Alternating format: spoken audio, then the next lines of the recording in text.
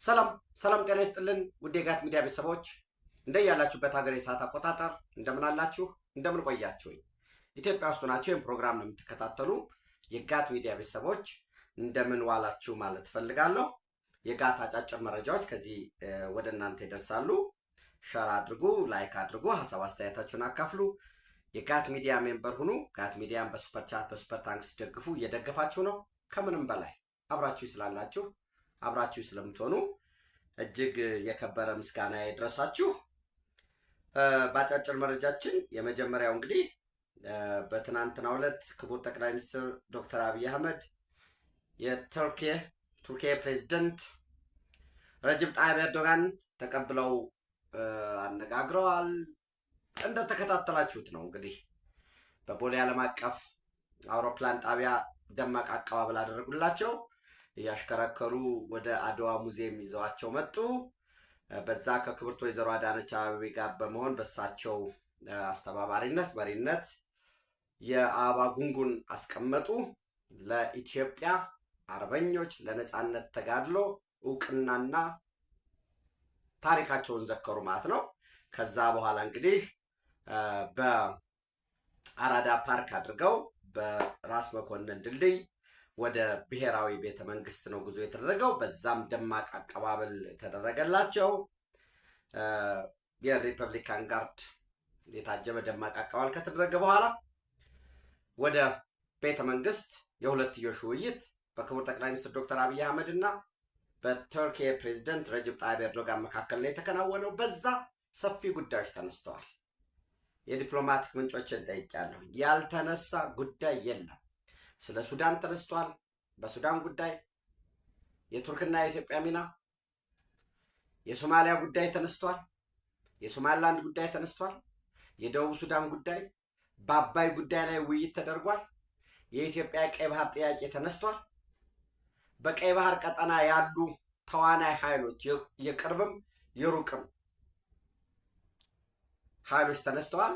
በዓለም አቀፍ የፖለቲካል ኢኮኖሚ ውስጥ በተለይ አዲሱ ኒው ኦርደር ላይ ኢትዮጵያ ሊኖራት ስለሚገባው ሚና ያንን ሚናዋን ለመወጣት በምታደርገው ጥረት ቱርክ ልታደርገው የሚገባ ድጋፍ ኢትዮጵያ አፍሪካ እንደ አህጉር በጸጥታው ምክር ቤት ውስጥ መቀመጫ ሊኖረው ይገባል ብላ እንደምታምን ሁለትና ከዛ በላይ የሚል ፍላጎት እንዳለ ከዛ ባለፈ ደግሞ የሁለትዮሽ ግንኙነት በ1926 ነው ቱርክ ኤምባሲዋን የከፈተችው። ድፍን 100 ዓመት ሞልቶታል። በዛ ጉዳይ ያለው የንግድና ኢንቨስትመንት ልውውጥ መልካም ቢሆንም ስቲል ጋፕ እንዳለ በተለይ ክቡር ጠቅላይ ሚኒስትር ዶክተር አብይ አህመድ ኢትዮጵያ ሁለተኛ ምዕራፍ ላይ ነው ያለችው፣ የአገር በቀል ኢኮኖሚ ማሻሻያው በጥሩ ሁኔታ እየሄደ ነው ያለው። በዚህ ዘርፍ ቱርክ በግብርና በማኑፋክቸሪንግ በዲጂታላይዜሽን የአይሲቲ የሚባለው ሰፋፊ የኢንፍራስትራክቸር እቅዶች አሉን። የአዋሽ ወልዲያ ሀራገቢያ መቀሌ የባቡር ግንባታ ሳይቀር ሰፊ ጉዳዮች ተነስተዋል። ከዛ በኋላ ስምምነቱ እንግዲህ እዛው ተነጋግረው እዛው ተጽፎ አይደለም እንደምታውቁት፣ አስቀድሞ ራይታፕ ተደርጓል። ንግግር ተደርጎ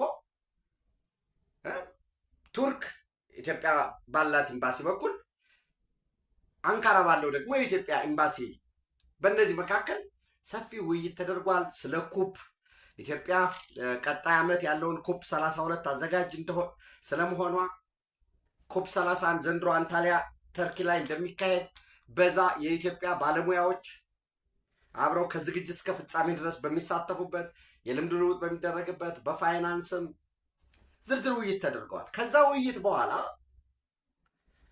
ፕሬስ ብሪፊንግ ተደረገ። ሁለቱም መሪዎች ለምሳሌ ስለ ቀይ ባህር ተወያይተዋል። ክቡር ፕሬዚደንት ረጅብ ጣይብ ኤርዶጋን ከግብፅ በኩል የሚነሳውን ጥያቄ አቅርበዋል።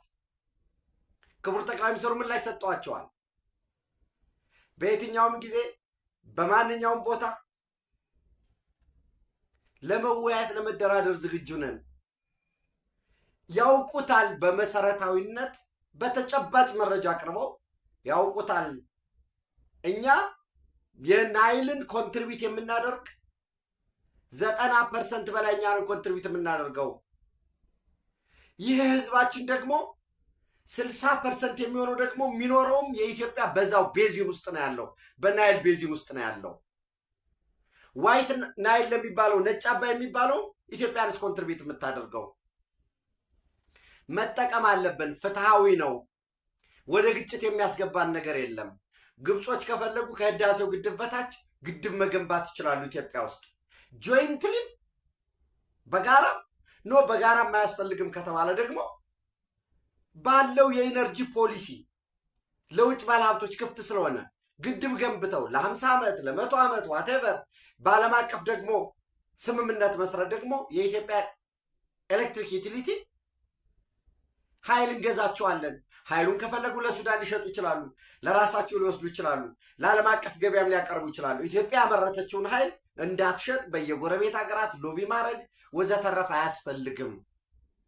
ከታች መገንባት ይችላሉ፣ ከላይ መገንባት ይችላሉ። ጆይንትሊ ልንሰራው እንችላለን። እናንተም ፋይናንስ ልታደርጉ ልታግዙን ትችላላችሁ።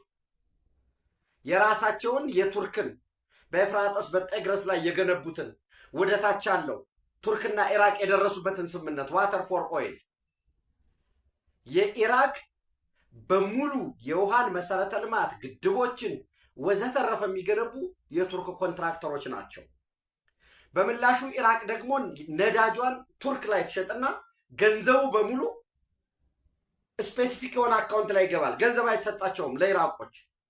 ከዛ ለካናል፣ ለኢሪጌሽን፣ ለንጹህ መጠጥ ውሃ በሙሉ መሰረተ ልማት ዝርጋታ የሚውል ይሆናል ማለት ነው። ዛትስ ዋተር ፎር ኦይል፣ ዋተር ፎር ኢነርጂ። ያ ሁሉ ተሞክሮ ቀርቧል። ነገር ግን ኢትዮጵያ አሁን ውሃ እንስጣችሁ ይህንን አድርጉ ወደሚል ትራንዛክሽናል ባርተር ውስጥ የመግባት አይደለም። አሁን እኛ ከፈጣሪ የተሰጠን ነው፣ ካላህ የተሰጠን ነው። በጋራ ልንጠቀምበት ልንተሳሰር ይገባል የሚል አቋም ነው ያለን። ነገር ግን ተናጠላዊ ውይይት አንፈልግም። ስለ ውሃ ከሆነ የምናወራው ስለ ጨዋማ ውሃ ስለ ቀይ ባህር ማውራት አለብን። ስለ ፍሬሽ ወተሩ ስለ አባይ ማውራት አለብን። እየነጣጠልና እናወራም፣ በፓኬጅ ነው የሚቀርብ የሚል በዚህ ሁሉ ውይይት አድርገዋል። ዘንድ እስራኤል ለሶማሌላንድ የሰጠችውን እውቅና በተመለከተ ዝርዝር ውይይት ተደርጓል። የቀጠናው ኃይሎች አሉ።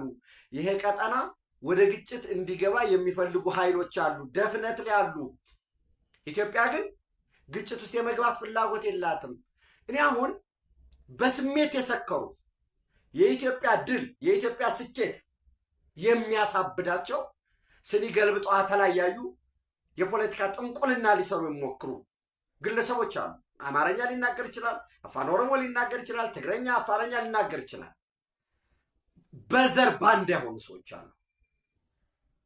የሻዕቢያ ኢንተረስት ብቻ የሆነ ነገር አድርገን በሻዕቢያ ፊት ክብር ሞገስ እናገኛለን ብለው የሚያስቡ በነገራችን ላይ በቀጣይ ዛሬም ነገም በቀጣይ ቀና የቱርክ የልዑክ ቡድን ወደ አስመራ ያቀናል። ወደ ውይይት ወደ ድርድር ግቡ የሚል የመጀመሪያ በአሳማኝ በተጨባጭ መረጃ የኢትዮጵያን ሉዓላዊ ድንበር ጥሶ ሰራዊት እያስገባ እንደሆነ አማጽያንን እየረዳ እንደሆነ የፕሮፓጋንዳ የስልጠና የቴክኒክ ድጋፍ እየሰጠ እንደሆነ ይሄ ደግሞ ሰዎች ከቀይ ባህር ጋር ሊያያይዙት ይችላሉ። ኖ እኛ በጉልበት በጦርነት የቀይ ባህር ሲ አክሰስ አንፈልግም፣ ማሳካት አንፈልግም። ሰጥቶ መቀበል ነው የምንፈልገው። ረዥም ነው ሲሾሩ ጠረፉ ኦልሞስት 5000 ኪሎ ሜትር ገደማ ነው። ለሁላችን በቂ ነው። ከርቀት መጥተው ስፔን ከጅቡቲ ወደ 7788 ኪሎ ሜትር ነው የሚርቅ። ቻይና 7612 ኪሎ ሜትር ይርቃል። ፈረንሳይ 8906 ኪሎ ሜትር ርቀት ነው ያለው ከጅቡቲ ኤሪያ። ምንድን ነው ይሄ ኤሪያል ዲስታንስ የሚባለው? ሳውዲ አረቢያ ከሀውቲ ጋር በነበረው ግጭት በሚል የተቀበሉት ያንን አካባቢ ሳውዲ አረቢያን ኢንተረስት ለመጠበቅ በቀይ ባህር በሚል የተቀበሉት ምንድን ነው ሰርቪላንስ ለመስራት ሳውዲ አረቢያ ከጅቡቲ 4849 ኪሎ ሜትር ይርቃል። ጣሊያን 7775 ኪሎ ሜትር ይርቃል። ጀርመን 418 ኪሎ ሜትር ይርቃል። ጃፓን 9728 ኪሎ ሜትር ይርቃል። አሜሪካ 13047 ኪሎ ሜትር ይርቃል። ዘን የእስራኤልን ብታዩ ቱርክን እንውሰድ ለምሳሌ የቱርክን ብትወስዱ ከአዲስ አበባ ሌላው ቀርቶ 4000 ኪሎ ሜትር ይርቃል። 4700 ምናምን 4800 ኪሎ ሜትር። ከእስራኤል በርበራ በኤሪያል ዲስታንስ ወደ 4600 ምናምን ኪሎ ሜትር ነው። 4700 ብለን እንውሰደው። ሌሎች ህንድ ኢንተረስት አለው፣ ግሪክ ኢንተረስት አለው። ይህ ሁሉ ቀጠናው ላይ አዳዲስ የኃይል አሰላለፍ እየመጣ ነው። ቻይና ኢንተረስት አለው። የረዥም ጊዜ ፍላጎታቸውን በንግድ በኢኮኖሚ ራስን የመቻል በኤነርጂ ቀጠና ውስጥ ኢንተረስት ያለዋል። በዚህ ረገድ ከቱርክ በኩል ኢትዮጵያ ለሶማሊያ ግዛት አንድነትና ሉዓላዊነት እውቅና እንድትሰጥ እስራኤልን እንድታወግዝ ነው የተጠየቀው። ኖ ኢትዮጵያ እኮ ለሶማሊያ የግዛት አንድነትና ሉዓላዊነት እውቅና እንደምትሰጥ በቃል አይደለም። የአንካራ ዲክላሬሽን እኮ ይሄንን ይላል። እኛ ስምምነት ላይ ነን። እንዲያውም በ6 ወር ውስጥ የንግድ የኮመርሻል ፖርት በሚል ተለይቶ ሊያሳውቁ ያ ደግሞ ወደ ጋራ ሊገባ ልማት ልደግፉ ነበር ስምምነታችን። እስቲል እዛ ላይ ክፍተት አለ። እኛ ግን ያ ክፍተት አለ ብለን የአንካራ ዲክላሬሽንን መተው አልፈለግንም። አሁንም በዛ ባይድ እንደረጋለን። እስራኤል ግን ሉዓላዊ ሀገር ነው። በእስራኤል ውሳኔ ላይ ይጠቅማል አይጠቅምም የሚል አስተያየት አንሰጥም። እንደ አፍሪካ ህብረት አባልነታችን የአፍሪካ ህብረት አባልነትም ውሳኔን ተቀብለናል። ሪጀክት አድርጌዋለሁ ብሏል። የዛ አካል ነን። አንድ በአንካራ ዲክላሬሽን ለሶማሊያ ግዛትና አንድነትና ሉዓላዊነት እውቅና ሰጠናል። ከዛ በተረፈ ያለው ግን ኢንዲፔንደንት ነው፣ በሌሎች ውስጥ ጉዳይ አንገባም የሚል ነው። በነገራችን ላይ ትናንት እንዳያችሁት ረጅብ ጣይብ ኤርዶጋን የእስራኤል ለሶማሊላንድ የሰጠችው እውቅና ለራሷ ለሶማሊላንድ የማይጠቅምም መልሶ ለእስራኤል የማይጠቅምም ይልቁኑ ቀጠናውን ወደ ግጭት የሚያመራ ነው የሚል መግለጫ መስጠታቸውን ተከትሎ የሶማሌላንድ መንግስት መግለጫ አውጥቷል። መግለጫውን ይላል መሰላችሁ የውጭ ጉዳይ ሚኒስትር ያወጣው ሙሉ ለሙሉ ውድቅ እናደርጋለን። ስቴትመንት ባይ ዘ ገቨርንመንት ኦፍ ዘ ሪፐብሊክ ኦፍ ሶማሊላንድ ሪጋርዲንግ ሬሰንት ሪማርክስ ኦን ሶማሊላንድ ባይ ዘ ፕሬዚደንት ኦፍ ዘ ሪፐብሊክ ኦፍ ተርኪ ይልና ሃርጌሳ ሪፐብሊክ ኦፍ ሶማሊላንድ ዛሬ ፌብሩዋሪ 18 2026 ይላል። The Republic of Somaliland condemns the recent remarks by the President of the Republic of Turkey as unaccepted interference aimed at discouraging relations between Somaliland and regional partners. ከሶማሌላንድ ጋር እና ቀጠናዊ ሀገራት ፓርትነሮቻችን አጋሮቻችን ጋር በተመለከተ የሰጡት አስተያየት ፍጹም ተቀባይነት የሌለው ነው። ሶማሌላንድ ዛሬም የሀገርነት እውቅና እንዲሰጣት ሪፐብሊክ ኦፍ ሶማሌላንድ የሀገርነት እውቅና እንዲሰጣት በጋራ ዓለም አቀፍ ሕጎችን አሰራሮችን መሰረት አድርጋ የተንቀሳቀሰች ነው። ይሄ ግን ሶማሌላንድን የመነጠል the foreign policy decisions of states in the Horn of Africa must be determined by the region's own governments and peoples. ይሄ ትክክል ነው። ለሶማሌላንድ አይጠቅማትም። ለሶማሊያ እንዲህ ነው፣ እናንተ እንዲህ አድርጉ፣ ይህን ባታደርጉ ተገቢ አይደለም የሚባለው ጉዳይ በራሱ ይሄ የውጭ ጣልቃ ገብነት አንድ አካል ነው ይላል መግለጫው። External rivalries should not be extended into the region in ways that risks undermining stability and cooperation. ስለዚህ እነዚህ የውጭ ተፋላሚ ኃይሎች ፍላጎታቸውን ወደ ቀጠናው ይዘው መምጣት የለባቸውም፣ እዛው ይጨርሱ ጣጣቸውን በሚል አስቀምጠዋል። ያ ብቻም አይደለም።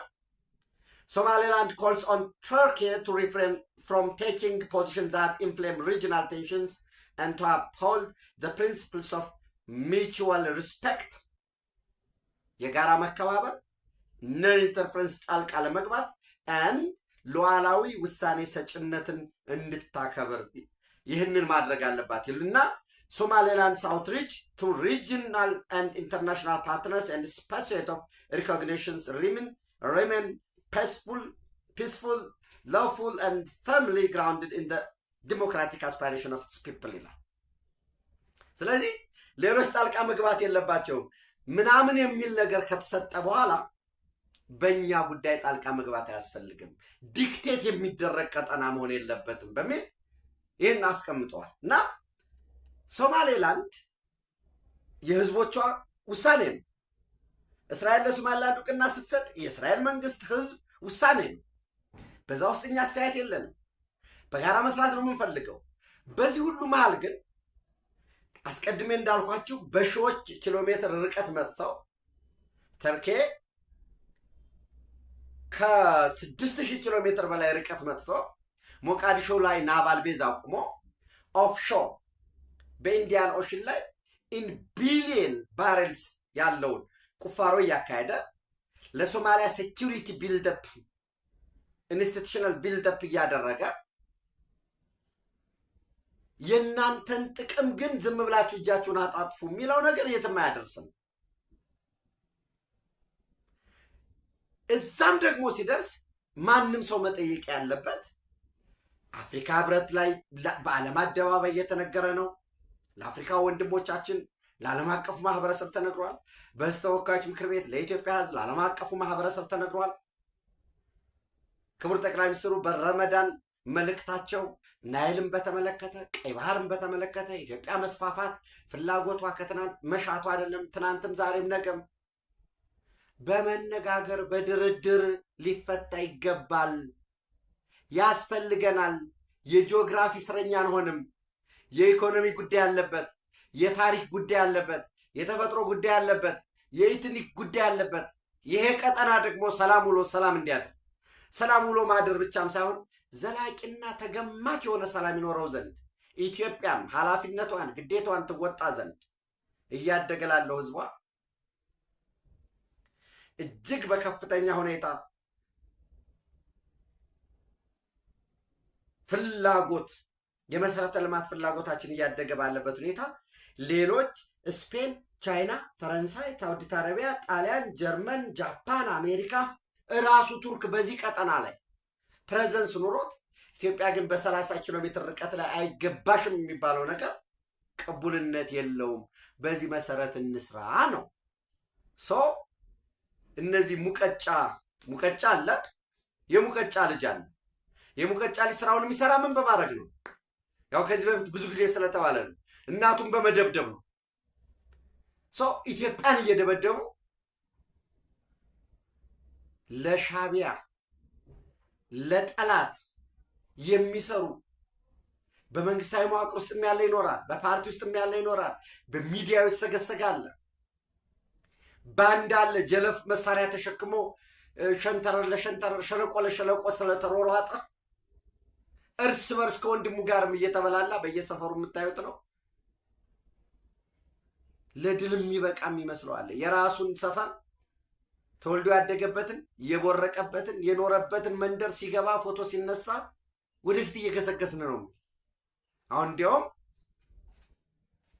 ምናልባት በዛ ደረጃ ደርቡሾች ጎንደርን እንዳቃጠሉት ዳግማዊ ደርቡሾች ደግሞ ደብረ ታቦርን ሞረታን ማቃጥለዋል ድንገት እጃቸው ላይ አሁንም ከተማ ከገባ እንደ ጦር መሳሪያ ቤንዚን ይዘው ነው የሚዞሩ ሎጂስቲክሳቸው ነው እንደደረሱ ያንን የሚያቃጥሉበት ድሉ ነው እሱ እንደማይመሩ መንግስት እንደማይሆኑ ያውቁታል ትምህርት ጽፈት ቤት የለ ግብርና ያለ ያገኙትን ሁሉ ፖሊስ ጣቢያ ያለ ያቃጥላሉ ወስዶ መጠቀም አንድ ነገር ነው አንድ ወስዳ ተሽከርካሪ ያቃጥላሉ ያንን የሚያደርጉ የሙቀጫ ልጆች አሉ እና ጦርነት አያስፈልግም ማለት ተባለ ታዲያ ጦርነት እኮ ከመጣ ቀጠናዊ ጦርነት እኮ ነው የሚሆነው ኢትዮጵያና ኤርትራ የሚዋጉ ይመስላችኋል ኤርትራ እኮ ይህን ያህል የሚያፈላ ከህዋት ጋር ከሆኑ ግብፅ አለሁልህ ስላለው እኮ ነው። እና አንዳንዱ ደግሞ ይመጣና ይሄ ጦርነት በቃ አልቋል፣ ሻዕቢያ በአንድ በኩል አለ፣ ህዋት በሌላ በኩል ፋኖ አለ፣ ግብፅ ደግሞ አለ፣ ሱዳን አለ ምናምን ይላ በቃ ኢትዮጵያ ብቻዋን ዶክተር አብይ በቃ ጠቅላይ ሚኒስትሩና ሰራዊቱ ብቻውን የቆመ እሱ ጥይት አይተኮስ፣ ደም አይፍሰስ፣ አጥንት አይከስከስ እንጂ ወደ ውጊያ ሲገባ ማን ከማን ጋር ነው የሚለው ፕሮክሲ ዋር አይሁን። እዚህ ላይ የቱርክ ኢንተረስት አለ። $1 ቢሊዮን ኢንቨስት አድርገዋል። ለሴኩሪቲ ብለው ኔቪያቸውን ልከዋል። ሞቃዲሾና ባልቤዝ አላቸው። አልሸባብ ወደ ላይ ቢመጣ አይሳይሳ ይሄ ከአልቃይዳ ጋር ሊንክ ያለው ወደ ላይ ቢመጣ ቀጠናው ላይ ችግር ቢፈጠር እንግዲህ ማን የበለጠ ይጎዳል ሌላ ጉዳይ ነው። ይሄ ኮስት ባላንስ ሽት ይሄ የዋር ኮስት ባላንስ ሽት እየሰራሁ አይደለም። ዳሜጅ አለ ለኢንተረስታቸው ነው። የኛም ደግሞ እጃችንን አጣጥፈን የማን ማን ከማን ጋር ተሰለፈ እያለ የምንኖርበት አይደለም። እንኑር ብንል እንኳን እንደዚያ ማንችልም። አይው ሻዕቢያ የኢትዮጵያን ድንበር ጥሶ የጭላ ድረስ ተንቤን ሙሉ ደደቢትን አዲያቦ ላይ ታታ አዲያቦ ኢሮፕና ኩናማንማ መጀመሪያውንም ጀምሮ ይሄ ጉሎ መህዳን ይዞ እና በጣም ዛሬ ትናንት ማታ መግለጫ የወጣ እያነበብኩ ነበር ሳልሳይ ወያኔ እና አረ ነው እንግዲህ ህጋዊ ፓርቲ ስለሆነ እንዴት ብላችሁ እንደምትናገሩት እኮ ግራ ነው የሚገባው። የሻዕቢያ ጦር ትግራይ ውስጥ መግባቱን የተጨበጠ ማረጋገጫ የለንም አሉ መግለጫ ሲሰጡ። ትግራይ መሬት የትግራይ መሬት የሚባል አይደል? የኢትዮጵያ መሬት ነው። የትግራይ መሬት የሚሆነው ሉዓላዊ ምናምን ስትሆን ነው። ለነገሩ እነሱ ጋር ሉዓላዊነት የግዛት አንድነት ሲሉ ነው የሚሉት። አብዮታዊ ዲሞክራሲ ያመጣው ጣጣ አለ እና የሻዕቢያ ወታደር ትግራይ ውስጥ ስለመኖሩ ምንም አይነት ተጨባጭ መረጃ የለንም።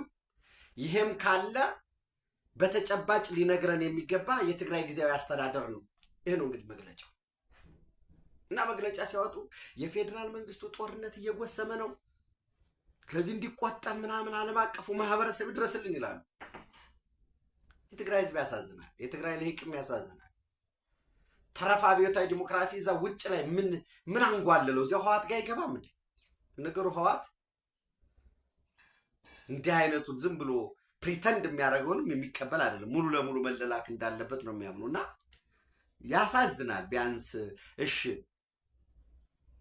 አሁን ዓለም አቀፍ ማህበረሰብ የሰራው መታወቂያቸው እየተቀየረ እኛ ትግሬዎች ነን ኢትዮጵያ ውስጥ ነው መኖር የምንፈልገው እያለ የኢሮፕ የኩናማ እዚህ ጉሎ መህዳን ይዞ ያለው በግድ ወታደራዊ ስልጠና እየተወሰደ የማንነቱ እንዲጠፋ ራሱ አደጋ ውስጥ ነው እየተባለ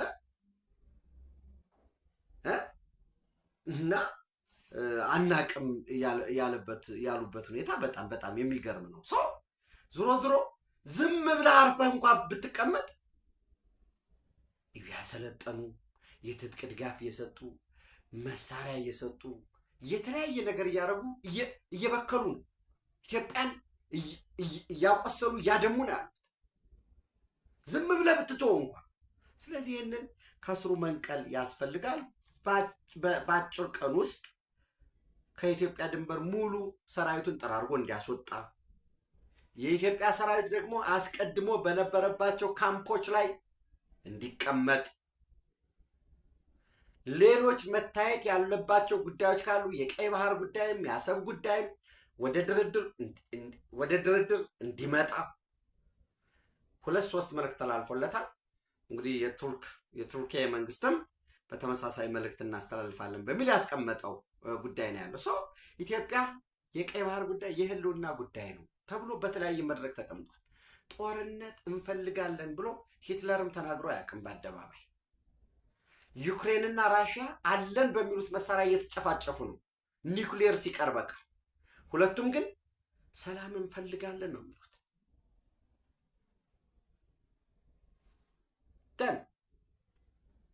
ኢራንና አሜሪካ ሁለቱም ሰላም ፈልጋለን ነው የሚሉት። ያው ይሄ ዋር ፕሮፓጋንዳው እንደተጠበቀው ነው። የአሜሪካን ጀራልድ ፎርድን እናሰምጠዋለን፣ አብርሃም ሊንከንን እንዲናረገዋለን ወዘተረፈ ይበሉ እንጂ ቴብል ላይ ግን አትሊስት በመርሆች ላይ አሁን እንግዲህ ትናንት ስዊዘርላንድ ጀኔቭ ነበሩ እና በቀጥታ እስካሁን አልተወያዩ። ሚዲየተሮች አሉ፣ የዛን ቃል ይቀበላሉ፣ የአሜሪካን ቃል ይቀበላሉ። በመርሆች ላይ አትሊስት ውይይቱ እንዴት ይሁን፣ የውይይት ነጥቦች ምንድን ናቸው በሚለው ላይ ስምምነት ላይ ደርሰናል። በዚህ 2 ሳምንት ውስጥ ከዛሬ ጀምሮ ባለው 2 ሳምንት ኢራን ዝርዝር ዶክመንት ለአደራዳሪዎች ትሰጣለች ማለት ነው። በዛ መሰረት ወደ ድርድር ይገባል እና ተዋጉ፣ ሂዱና ከሆነ ሀገር ላይ የባህር በር ውሰዱ፣ ንጠቁ እንዲል ነው እንደሚፈለገው። እኔ እንዲያውም ላልሲሲ ቀይ መኪና ነው የሰጡት ረጅብ ጣይብ ኤርዶጋን። አይታችሁ ከሆነ የቶግ የሚሉትን መኪና በጣም ብራንድ ማድረግ ይፈልጋሉ ተርክሾች። የኤሌክትሪክ መኪና ነው እንግዲህ ቶግ ኤሌክትሪክ ቬሂክል ነው። እጅግ በጣም ዘመናዊ የሆነ ኢቨን የአርቲፊሻል ኢንቴሊጀንስ ሁሉ ያለው መኪና ነው። ወደ ገበያ በስፋት ለማቅረብ እና ብራንድ ማድረግ ይፈልጋሉ ይህን መኪናቸው። ኤኒዌይስ ሶ ኤሌክትሪክ ቬሂክል ብራንድ ነው። ቲቴኔክስ ኤስዩቪ የሚያመርተው ነው። በጣም ሃይ ዲማንድ አለው በአሁኑ ጊዜ። ኢቶክስ፣ ኦኑክ፣ ቤምሲ፣ ካርሰን፣ ኦቶካር፣ ቲቶሮ ምናምን የሚባሉ መኪኖች አሏቸው። ሶኔ እንዲያውም እነዚህ የሙቀጫ ልጆች ለዶክተር አብይ ነጭ መኪና የሰጠው እንደዚህ ነው፣ ላልሲሲ ግን ቀይ የሰጠው እንዲህ ነው የሚል ትንተና እየጠበቅኩ ነበር። ጨለማ ውስጥ ስትገባ፣ ጥልቅ ጥላቻ ውስጥ ስትገባ ጥልቅ ድንቁርናን ነው የሚያመጣው። ጥልቅ ድንቁርና ደግሞ ወደ የት ያመራል? ወደ ጥልቅ እብሪት ያመራል። ያ ጥልቅ እብሪት ደግሞ እያንዳንዷ ኮሽ ባለች ቁጥር በቃ ራስክን አዲስ አበባ 4 ኪሎ ምናምን የሆነ ኪስ ላይ የሆነ ዙፋን ስታደርግ ይታያል። ለዛ ነው ብለን ነበር እኮ በዚህ ጊዜ ጦርነት አያስፈልግም። ጋት ሚዲያም ጦርነት ያስፈልጋል ብሎ አያውቅም። እኔም ጌትነት ጦርነት ያስፈልጋል ብዬ አላውቅም። ጦርነት ደም ነው የሚያፈሰው፣ አጥንት ነው የሚቀሰቅሰው፣ ኮላተራል ዳሜጅ አለው እና የሚዘባነሩ ሰዎች አሉ። በቃ ሊብራል ነን ምናምን ብለው ኖ ሉዓላዊ ግዛት ሲጣስ፣ በውስጥ ጉዳይ ጣልቃ ሲገባብህ፣ ፖለቲካ ደም የሌለበት ደም የማይፈስበት ጨዋታ ነው። ጥቅም ማስከበሪያ ነው። ጦርነት ደግሞ ደም የሚፈስበት ጥቅምህን የምታስከብርበት ነው። ምርጫው በአንተ እጅ ብቻ አይደለም ያለው። ይሄ ጭላ መጥቶ ጠለምትን ጠገዴን ይዞ መድፍ ጠምዶ መሀጅር ላይ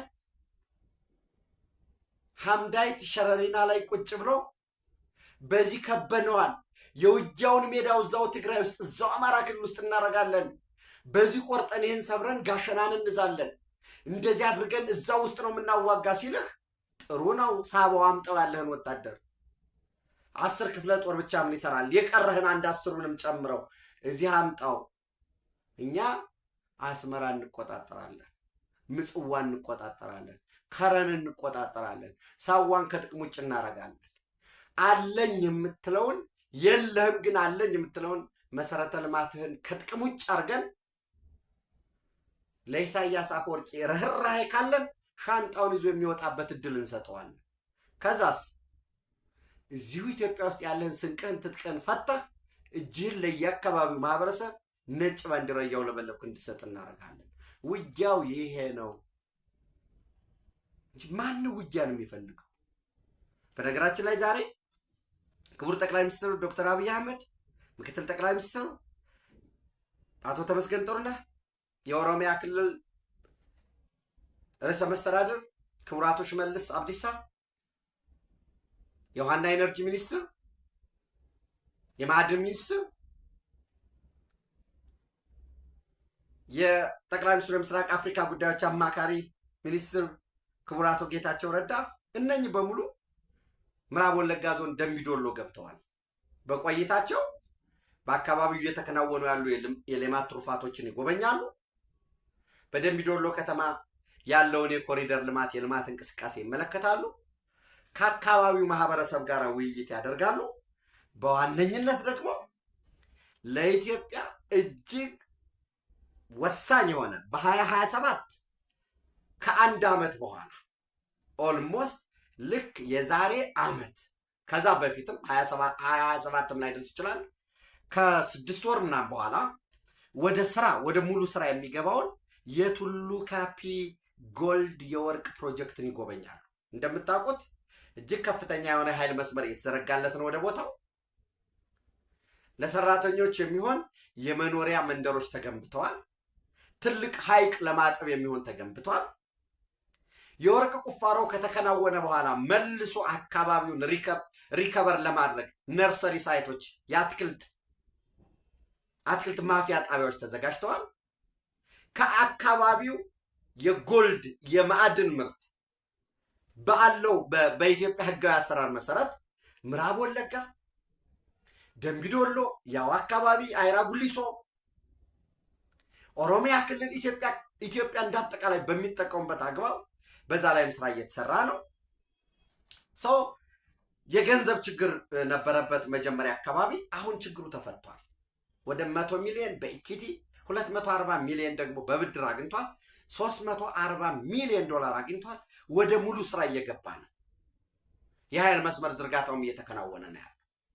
ይሄ ቱሉ ካፒ ጎልድ ፕሮጀክት ወደ ስራ በሚገባበት ጊዜ በመጀመሪያው 3 ዓመት እንግዲህ እቅዱ በአመት በትንሹ 1 ቢሊዮን ዶላር ነው በትንሹ። ነገር ግን በመጀመሪያው 3 ዓመት ለኢትዮጵያ ከ345 ሚሊዮን ዶላር እስከ 683 ሚሊዮን ዶላር ኦልሞስት ከ400 እስከ 700 ሚሊዮን ዶላር በአመት ይጠበቃል ፎር ዘ ፈርስት 3 years። ከዛ በኋላስ በአመት 1 ቢሊዮን ዶላር ኢትዮጵያ ትጠብቃለች። ልማት ነው የሚጠቅመው፣ ሰላም ነው የሚጠቅመው። እንደምታውቁት አካባቢው የጦርነት ቀጠና የነበረ ነው። ኦነግ ሸኔ በአካባቢው ነበር። ህዝቡ ነው ወጦ ተቆራርጦ በቃም ብሎ ልጆቹን መልሶ የማይመለሰውም ቢያለውን ደግሞ ከመከላከያ ሰራዊት ጋር ከኢትዮጵያ አድማ ብተና ከፌዴራል ፖሊስ ጋር ከክልሉ አድማ ብተና ከሚሊሻው ዋጋ ከፍሎ አጽድቶታል። አሁን የሚወራ ስለ ልማት ነው። አሁን ትልልቅ ሬፈራል ሆስፒታል ይኖረን፣ ዩኒቨርሲቲው ይስፋፋ። የደምቢዶሎ ዩኒቨርሲቲ እኛ አካባቢ ብራንች ኑረው፣ ኢንዱስትሪ ዞን እንፈልጋለን ተጨማሪ። እነዚህ ናቸው እየተጠየቁ ያሉት። የደምቢዶሎ ኤርፖርት ሳይዙ ይስፋልን፣ ይደግልን፣ ወደ ዓለም አቀፍ በረራ በሚያደርግ ሁኔታ ይሰራ። ሰፋፊ ጥያቄዎች የልማት ጥያቄ ነው። ሰው ጦርነት ማን ይፈልጋል? ሰላም ነው። ሰላም ሲሆን ሰላም ሲሰፍን የሚገኙ ትሩፋቶችን ደግሞ የኢትዮጵያ ሕዝብ ያውቃል። ሶማሌ ክልል ጦርነት፣ ግጭት ነው የነበረው። ዛሬ ሶማሌ ክልል ኢትዮጵያ ውስጥ አንድ የልማት ሞዴል ሆኗል። በትንሹ ሶማሌ ክልል ዛሬ መንግስታዊ የሆነ ከ15 ቢሊዮን ዶላር በላይ ኢንቨስትመንት አለው። የአፈር ማዳበሪያው፣ የኤሌክትሪክ ኃይል ዝርጋታው፣ የጋዝ ማውጫው፣ የጋዝ ማጣሪያ ግንባታው፣ የታዳሽ ኃይል እስከ 1000 ሜጋዋት የሚሆነው እነዚህ ሁሉ ሰላም ሲሰፍን የሚገኙ ናቸው። የክቡር ጠቅላይ ሚኒስትሩ የወለጋ ጉዞ እንዳልኳችሁ የደምቢዶሎ ከተማን የአይራ ጉሊሶ በዛ ያለውን መንገድም የኤሌክትሪክ ዝርጋታውን የማየት የቱሉ ካፒ የወርቅ ማውጫን ያለበትን ደረጃ መነጋገር እና በፍጥነት ወደ ስራ ውስጥ ገብቶ በቀጣይ 6-7 ወራት ውስጥ ወደ ኦፕሬሽን እንዲገባ ለምረቃ እንገናኝ የሚል መልእክት ለማስተላለፍ እንሄዱት። ተጨማሪ መረጃዎች አሉ። እነሱን በጋት ዕለታዊ እንደ ሁኔታውም ከዛም ቀደም ባለመልኩ ወደ እናንተ ማድረሳችሁ ይሆናል። ኢትዮጵያ በክብር ለዘላለም ትኖር። ቴንኪዩ